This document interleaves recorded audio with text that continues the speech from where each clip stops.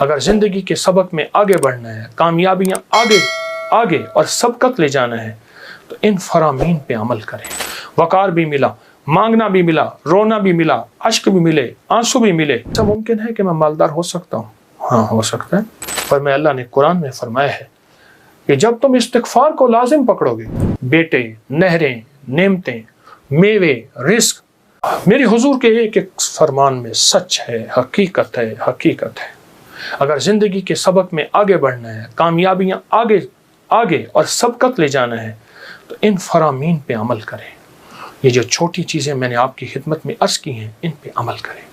آئیں پھر ایک اور چیز بھی تحفہ دیتا ہوں، حضرت امام حسن کا، یہ وہ گھرانہ ہے اہل البیت کا جن کی برکتوں سے معاشرے کو، زمانے کو دنیا بھی ملی، دین بھی ملا، عشق بھی ملا، حرمت بھی ملی، عزت بھی ملی، وقار بھی ملا، مانگنا بھی ملا، رونا بھی ملا، اشک بھی ملے، آنسو بھی ملے، اور اللہ کے خزانوں سے لینے کا مزاج بن گیا۔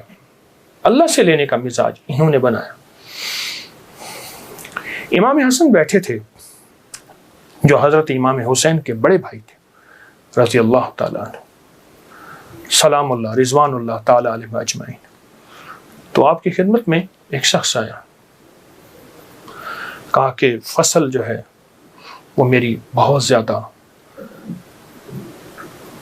اس کی کھجور کی بارش ہی نہیں ہے، اور میں نے کچھ جو بیے ہوئے ہیں، کچھ فلاں چیز ہے، بارش ہی نہیں ہے، بارش کی دعا فرما دے۔ پھر میں دعا کرتا ہوں تو ایسا کر، سارا دن استغفر اللہ پڑھا کر، استغفر اللہ استغفر اللہ استغفر اللہ استغفر اللہ۔ وہ چلا گیا۔ ایک اور آیا، یرسل السماء علیکم مدرارا، بارش۔ ایک اور آیا، کہا کچھ بھی نہیں ہے۔ ایسا ممکن ہے کہ میں مالدار ہو سکتا ہوں؟ ہاں ہو سکتا ہے۔ تو فرمایا سارا دن استغفار کیا کر، استغفر اللہ استغفر اللہ پڑھا۔ ایک اور آیا، کہا گھر نہیں ہے، جھونپڑا بھی نہیں ہے، کہ مجھے گھر مل سکتا ہے؟ فرمایا ہاں مل سکتا ہے۔ فرمایا کیا؟ میں استغفار کیا کر، سارا دن استغفر اللہ پڑھا کر، بہت پڑھا کر۔ ایک اور آیا، اس نے کہا میں چاہتا ہوں میرے باغ ہوں اور میں باغات کا مالک ہوں، مجھ جیسا فقیر تنگ دست ایسا ہو سکتا ہے؟ میں ہو سکتا ہے۔ میں کیا؟ میں استغفار کیا کر۔ جو سائل آ رہا تھا اسے استغفار بتا رہے تھے۔ جب سارے سائل چلے گئے تو غلام نے پوچھا آقا آج آپ نے ہر بندے کو استغفار ہی بتایا ہے، کیا وجہ ہے؟ اور میں اللہ نے قرآن میں فرمایا ہے کہ جب تم استغفار کو لازم پکڑو گے، جب استغفار کو لازم پکڑو گے، پھر میں بارشیں برساؤں گا، پھر میں پھل دوں گا، پھر میں بیٹے دوں گا۔ اس میں ایک سائل وہ بھی آیا تھا جس کی اولاد نہیں تھی، اسے بھی فرمایا استغفار کر، اور اس نے میاں بیوی نے خوب استغفار کیا اور اپنے بیٹے عطا فرمائے۔ مدرارا بے اموال و بنی، انہارا، بیٹے، نہریں، نعمتیں، میوے، رزق، استغفار۔ اچھا استغفار سے مراد کیا ہے؟ استغفار، میں کسی ملک کے ایئرپورٹ پہ جا رہا تھا تو ایک صاحب نا 4 ویل والا وہ بڑا سا وہ تھا بریف کیس، اس کے ہینڈل سے اس کو چلائے جا رہے تھے ایسے تیزی سے، تو ایک دم فلائٹیں نکل رہی تھیں، راستہ تھا، تو ایکسکیوز می ایسے کرتے نہیں، یوں نکل رہے تھے، تو مجھے استغفار یاد آیا، اور ایکسکیوز می کہتے تھے نا، لوگ راستہ دے دیتے تھے۔ اچھا، جب بندہ استغفار کہتا ہے، استغفار کرتا ہے، ایسی راہیں کھل جاتی ہیں، ایسے راستے کھل جاتے ہیں، ایسی منزلیں آسان ہو جاتی ہیں۔ کیوں؟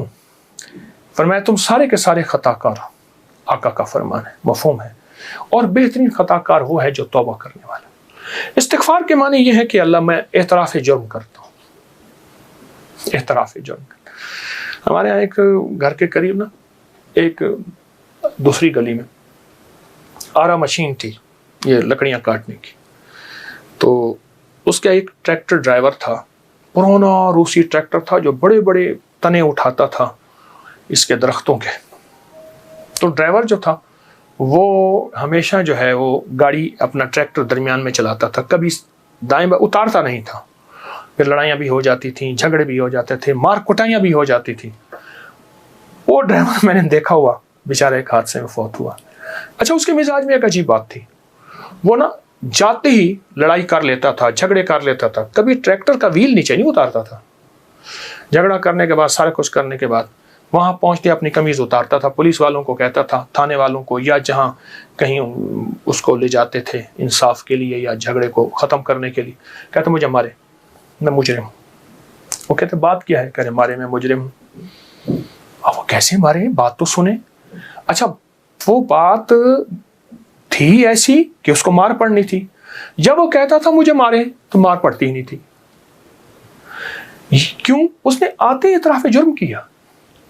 جو استغفار کرتا ہے وہ سارا دن جرم کا اعتراف کرتا ہے، مولا میری تنہائیاں بھی داغدار ہیں، میری آنکھیں، میرا دل، میرے جذبے، مولا میری دن رات سارے داغدار ہیں، مجھے اپنی پستی پہ شرم ہے، مجھے اپنی پستی پہ شرم ہے، تیری وسعتوں کا خیال ہے، پر اپنے دل کو میں کیا کروں، اسے پھر بھی شوق وصال ہے، یاد میں تیری سب کو بھلا دوں، کوئی نہ مجھ کو یاد رہے، کچھ تجھ پہ سب گھر بار لٹا دوں، خانہ دل آباد رہے، نظر سے اپنی سب کو گرا دوں، فقط تجھ سے فریاد رہے یا رب تو میرا اور میں تیرا یار رہوں، ہر وقت ذکر و فکر میں تیرے مست رہوں، سرشار رہوں، ہوش رہے نہ مجھ کو کسی کا مگر میں تیرا ہوشیار رہوں۔ ہاں یہ استغفار ہے کہ مولا مجھ سے بڑا کوئی دنیا میں مجرم ہے ہی نہیں، میں نے اپنے جرم کا 100% اعتراف بھی کرتا ہوں، مجھ سے بڑا کوئی مجرم نہیں۔ جب بندہ اس جذبے پہ آتا ہے پھر اللہ کے خزانوں سے اس کے لیے حیرت انگیز برکت، رحمت، رزق، عزت، وسعت، عطا، شفقت اور رحمت کے دروازے کھلتے ہیں۔ اللہم صلی علی محمد عبدک و رسولک وصلی علی المؤمنین والمؤمنات والمسلمین والمسلمات یا اول الاولین و یا آخر الآخرین یا ذی القوة المتین یا راحم المساکین یا ارحم الراحمین یا اکرم الاکرمین یا اجود الاجودین یا ذی الجلال والاکرام۔ اللہم اغفر لی وارحمنی وعافنی، اللہم اغفر لی والی والدی وللمؤمنین والمؤمنات والمسلمین والمسلمات الاحیاء منہم والاموات انک مجیب الدعوات نستغفرک ونتوب الیک۔ پروردگار عالم جس طرح ہم یہاں جمع ہیں ایسے جنت میں جمع کر دے، خاتمہ ایمان پہ کر دے، اور جن کی مائیں ہیں ان کی آنکھوں میں محبت دے دے، الفت دے دے، ان کے بولوں میں نرمی اے مولا، اور جن کی اس دنیا سے رخصت ہو گئی ہیں وہ ماؤں کو نہ بھولیں، ان کی قبروں کو نہ بھولیں، ان کو ہدیہ دینا نہ بھولیں۔ اللہ وہ گھڑی کیسی ہوگی جب موسیٰ علیہ السلام، جس کو قرآن میں موسیٰ فرمایا اور ان کا نام یوں خابص، اے اللہ وہ اپنی ماں کو کیسے محبت دیتے ہوں گے۔ موسیٰ، یا اللہ ہمیں بھی ماؤں کو دعائیں عطا فرما اور دعاؤں سے دور نہ فرما، وفاؤں سے دور نہ فرما، کیفیات سے دور نہ فرما۔ میرے آقا حج پہ تشریف لا رہے تھے، اماں کا مزار آیا، ابہا میں سارا لشکر وہیں رہ گیا، اور میرے آقا کی 60 سال کے قریب عمر تھی، گھٹنوں میں سر دے کے جو روئے اماں کے مزار پر،